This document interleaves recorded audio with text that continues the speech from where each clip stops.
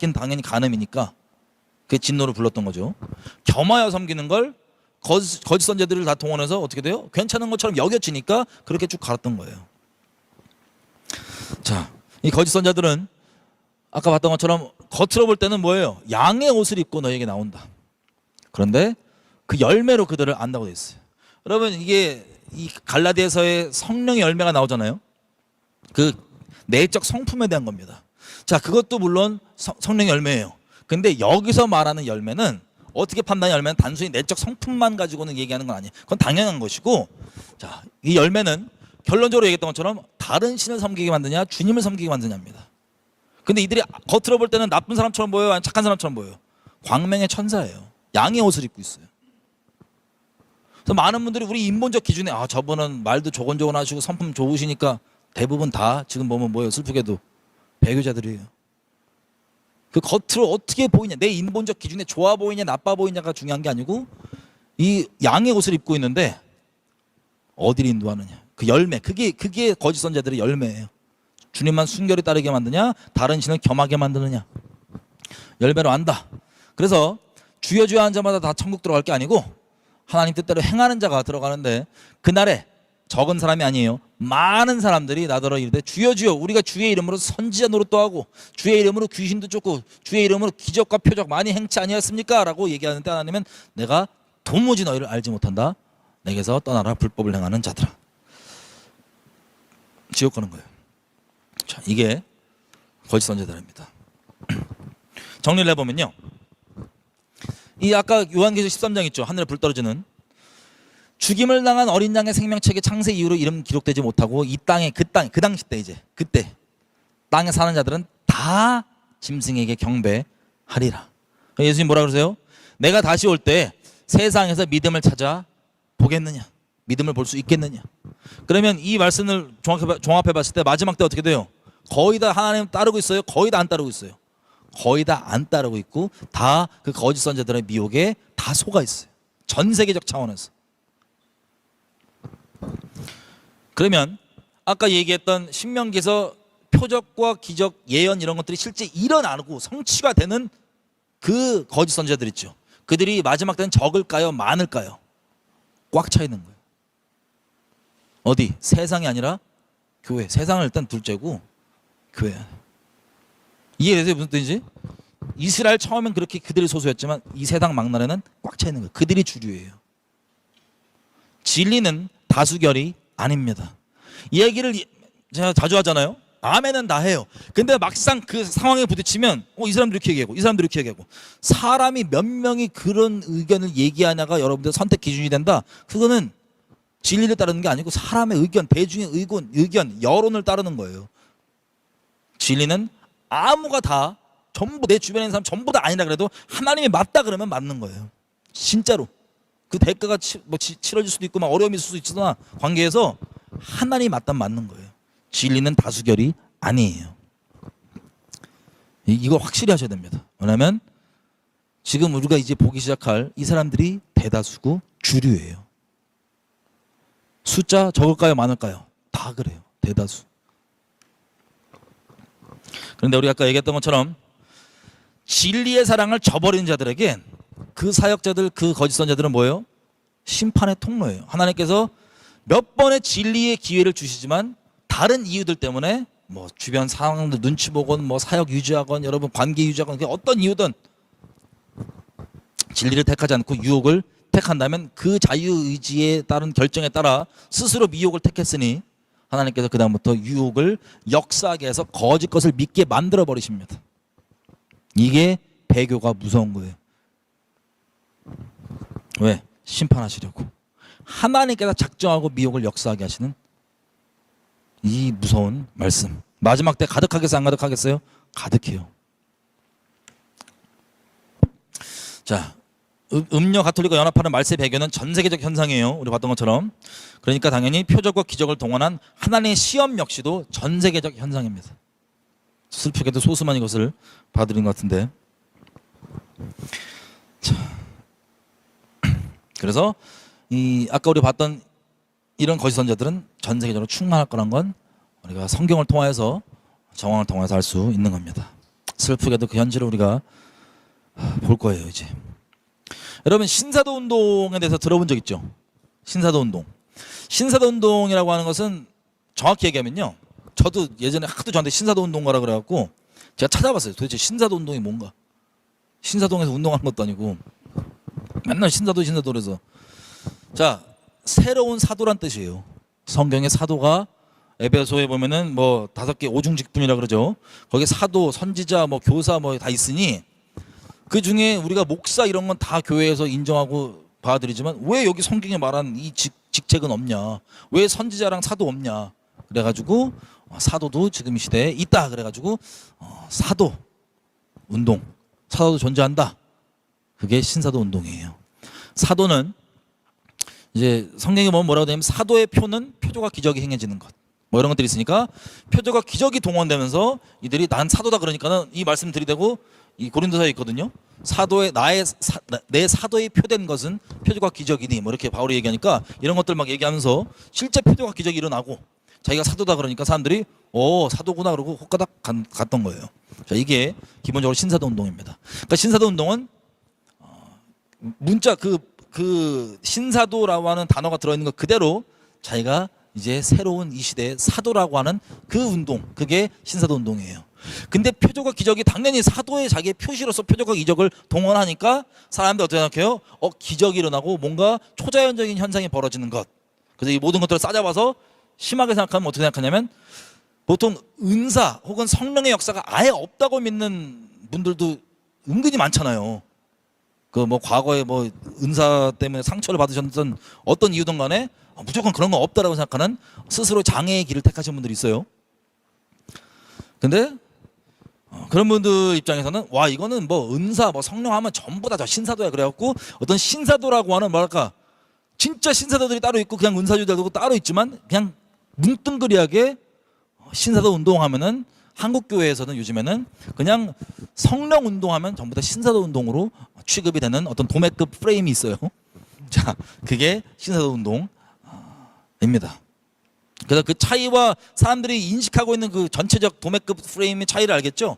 진짜 사도라고 하는 요 사람들인데 결국에는 이게 표적과 기적을 통해서 하다 보니까는 그냥 은사주의나 성령 운동하는 사람들을 전부 다 신사도 운동가라고 뭉뚱그려서 표현하고 있는 게 요즘 한국 교회의 내용입니다. 어쨌든 신사도 운동에 대한 문제점들은요, 옛날부터 워낙 많이 영상들 여기저기서 나왔어요. 그래서 굳이 깊게 안 가보고 딱 영상 하나만 보겠습니다. 신사도 운동을 통해서 일어나는 현상들에 대한 영상. Hi, I'm Andrew Strom, author of the book Kundalini Warning. I want to show you some of the shocking things and just how similar they are to the Kundalini cults of Hinduism and the New Age movement, Eastern religions. The stuff that's been invading in the last, say, 16 to 17 years, I believe it's the worst invasion in church history. So we've got a lot to look at. And my background is I've been involved in the charismatic movement myself for over 25 years. I've been part of the prophetic movement. I was part of that movement for 11 years. So I saw all of this incredibly alarming and disturbing stuff coming in while I was involved.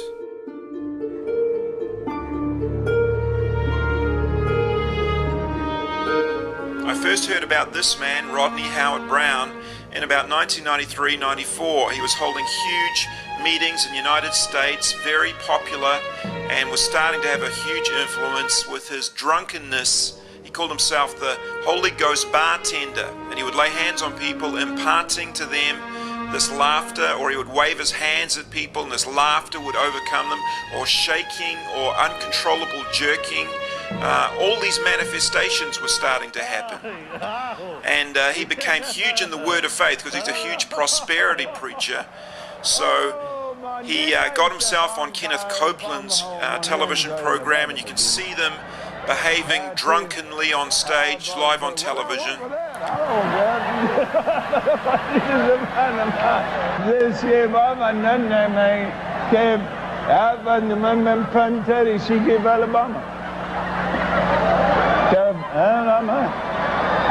Here's Rodney Howard Brown imparting this spirit of drunkenness and laughter into some of the biggest leaders in Tulsa, Oklahoma, the biggest word of faith, prosperity teachers.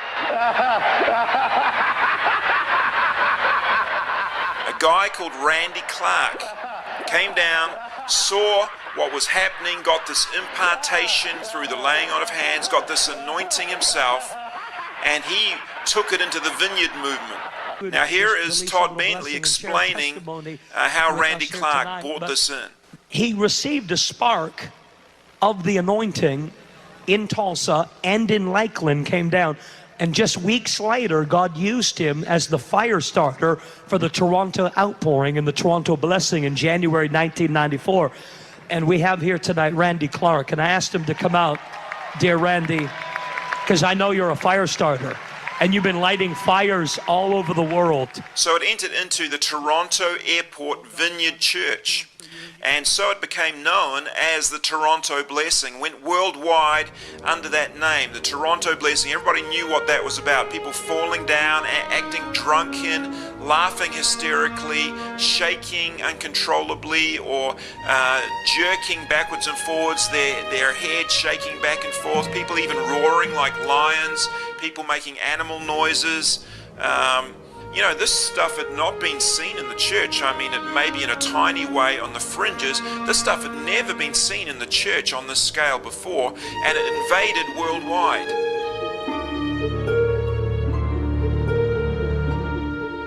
So all around the world, especially in the Commonwealth countries, we're talking England and all through the UK, Australia, New Zealand, Canada, and many other nations all over the world, all through Europe, all of the charismatic movement was into this stuff for the large part. And so this thing became a worldwide sensation just in a couple of years.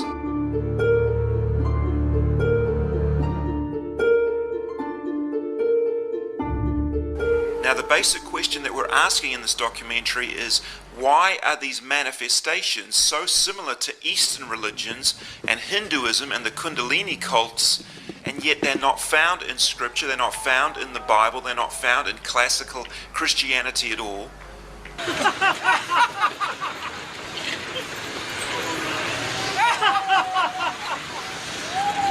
Of course, in Hinduism, one of the most common ways of experiencing a Kundalini awakening is through a guru placing his hand upon your forehead. This is called Shaktipat. And when they do that, you'll be infused with this incredible love and this wave of emotion. You'll fall down. There'll be all these manifestations, maybe animal noises, joy and weeping and shaking. This is a Kundalini awakening, and amazingly, it is exactly the same as what we have been seeing in the Toronto Blessing.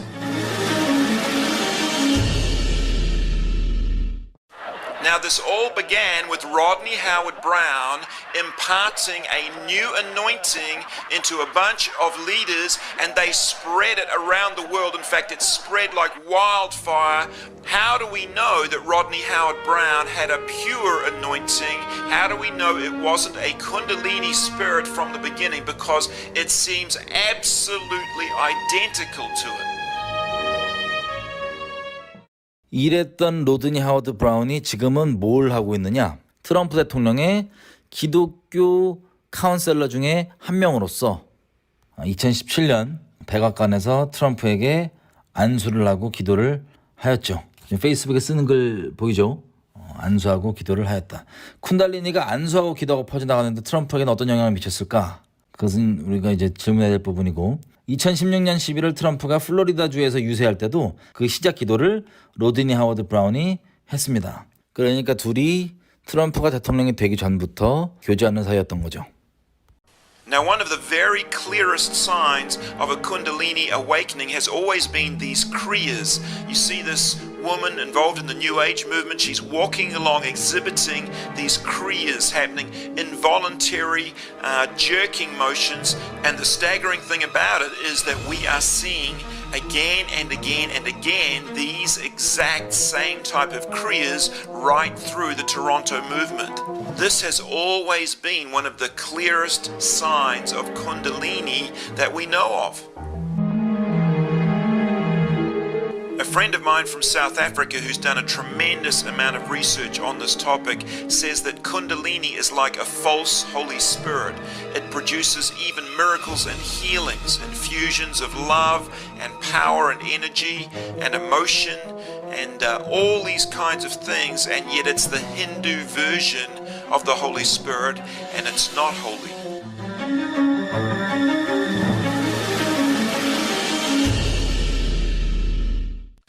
Now, we all know that in the last days, the Bible speaks again and again warning of deception, seducing spirits. It says that it'll be perilous times will come. It says there'll be lying, signs and wonders. It says all of these things, soberness, sobriety, being alert, being watchful. This is what it says to us all the way through the prophecies of the last days. Here we are, we're in the end times now.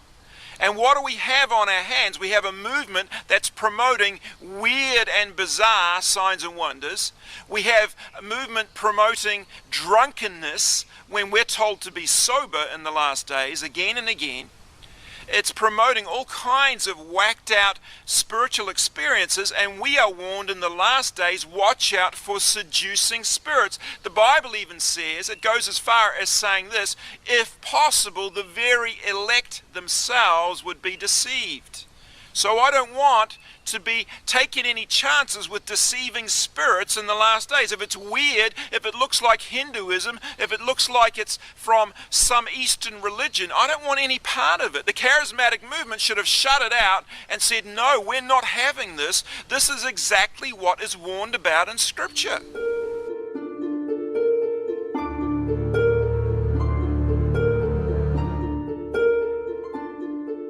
As we've already seen in the 1990s, this bizarre new movement with drunkenness and animal noises, falling down, jerking, and all of this spread around the world.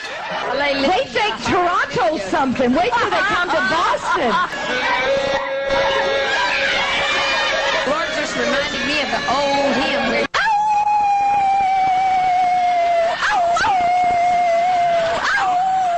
And of course, Charisma magazine, one of the most popular Christian magazines, was right behind it.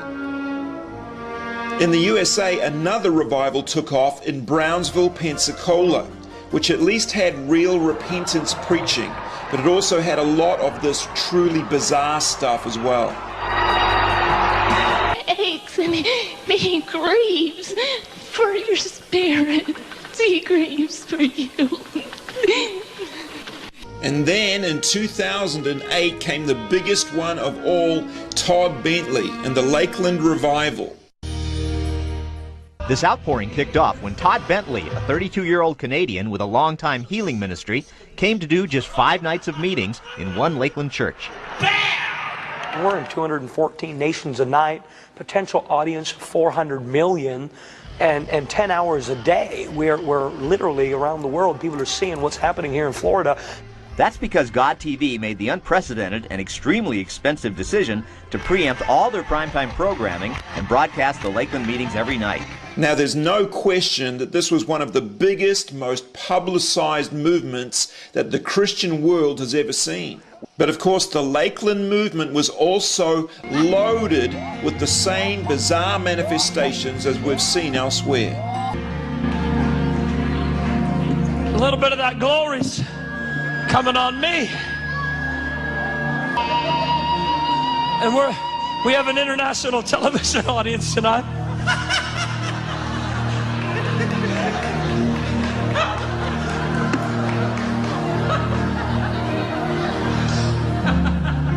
And I got that vibrating again.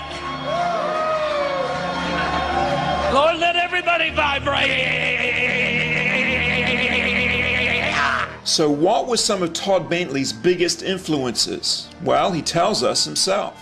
But one outpouring that's most precious to me, because it brought intimacy in the presence of God to the church. It brought refreshing and renewal to the church, was what took place in Toronto, Canada. So it's no surprise that Todd Bentley invited the founder of the Toronto Blessing, Randy Clark, to minister at this new revival. I see some of you already, the power of God, it's like 110.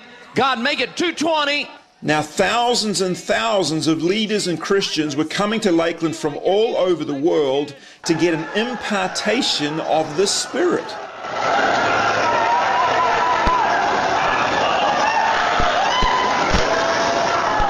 And our focus here in Florida every night is I lay hands on every single person that comes, whether it's 5,000, 10,000, and I'm praying, God, give it away, give it away, give it away. That's the focus here, impartation.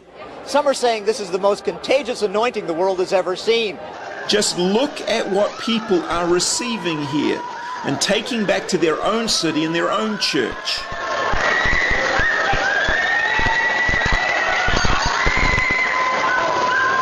Here's what happened in Dudley, England, when the Lakeland anointing arrived there.